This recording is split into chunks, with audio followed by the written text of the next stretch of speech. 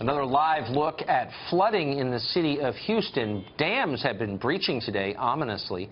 As the president returns from touring the damage, we'll continue to track developments there. And, of course, we'll keep you updated as we get them. Mike Rowe is a champion of working Americans. He promotes the dignity of honest blue-collar labor and the people who do it. He doesn't talk about politics very much because why would he? But recently, an online critic tried to claim that Rowe was promoting, quote, white nationalism simply by being apolitical. Here's how Rowe responded. Hi, Chuck. Allow me to say how much I dislike your post.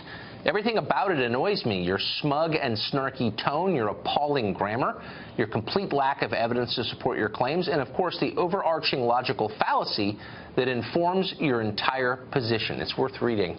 If you haven't already, go to Google. Meantime, Mike Rowe joins us tonight. Good to see you, Mike. Hey, Tucker, how are you? Probably my favorite response I've read in a long time. Allow me to say how much I dislike your post. But he got me at a weak moment.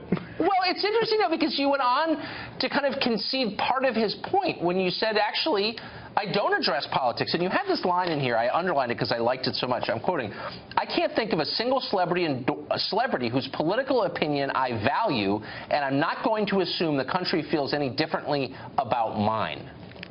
I love that. Well, I occupy some weird real estate, you know, because I run a nonpartisan foundation, and I use Facebook extensively, both to raise money and to get the word out about closing the skills gap and our work ethic scholarship program. And when you run a foundation like that, you know, you come face to face with all kinds of educational topics. You come face to face with all sorts of work-related things. And today, as you certainly know, everything is politicized, but those two topics in particular, they break down. So I don't respond online to people who call me names. I don't care. I actually kind of like it. But this guy conflated racism with politics, with my foundation, and really in a kind of a tautological, rhetorical way wound up insulting 5 million of my friends and supporters. So, look, 200 years ago it would have been pistols at dawn. Today, it's like, okay, if this is what we're going to do, please come back with some organized thoughts and make a persuasive case. Otherwise, don't. Well, you certainly won that engagement. I'm not sure I can do this justice, but you have this, you're trying to explain why his logic doesn't hold up.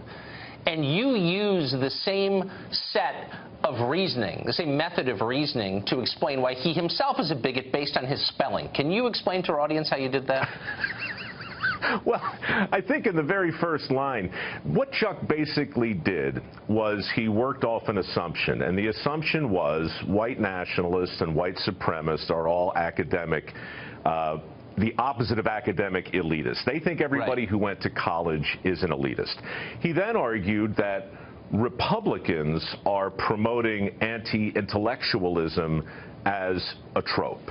By conflating white supremacy and Republican dogma without offering any proof, he essentially pivoted and said, Republicans love you, conservatives love you, ergo white nationalists love you, and because you've remained silent in the face of recent events, then you in fact are tacitly endorsing their love of bad things vis-a-vis their affection for your foundation. It was a very odd, oblique, and nuanced kind of argument, but it's not unusual. You know, it's kind of like saying because all of the terrorists on 9/11 were Muslim and from Saudi Arabia, then everybody who's Muslim from Saudi Arabia is a terrorist.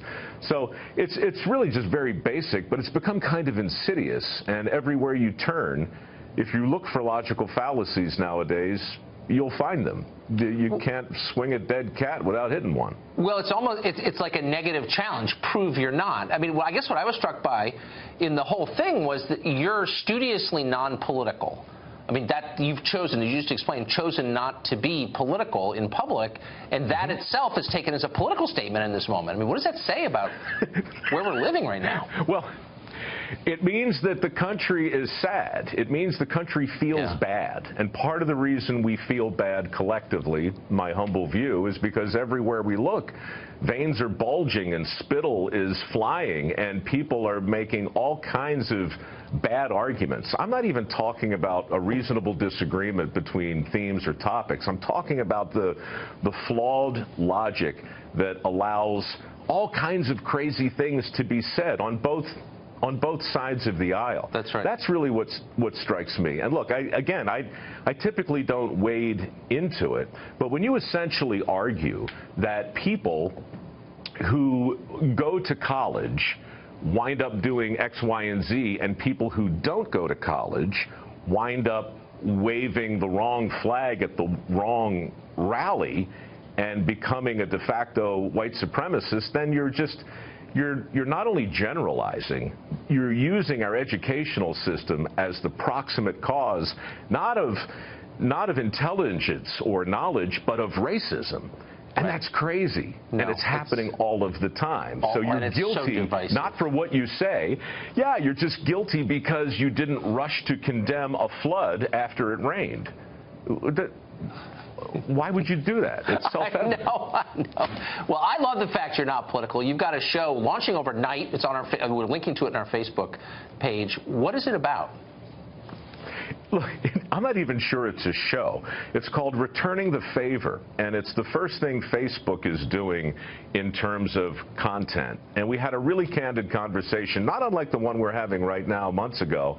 And they were like, what do you want to do? And I said, what I would love to do is a show that proves that not everybody in the country is a schmuck. And they're like, well, how would you do it? And so I've been working with this production company called Hudson. And we basically said, let's just find people who do nice things. Let's go hang out with them, and then let's surprise them by doing something outrageously nice for them.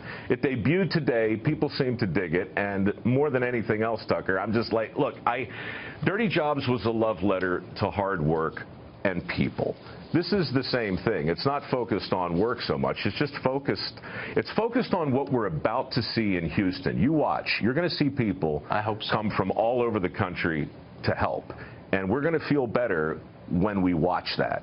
My operating premise is if you watch enough knuckleheads protesting over here about this, and if you watch enough racists over there about that, pretty soon, that's what you're going to assume the whole country is full of that.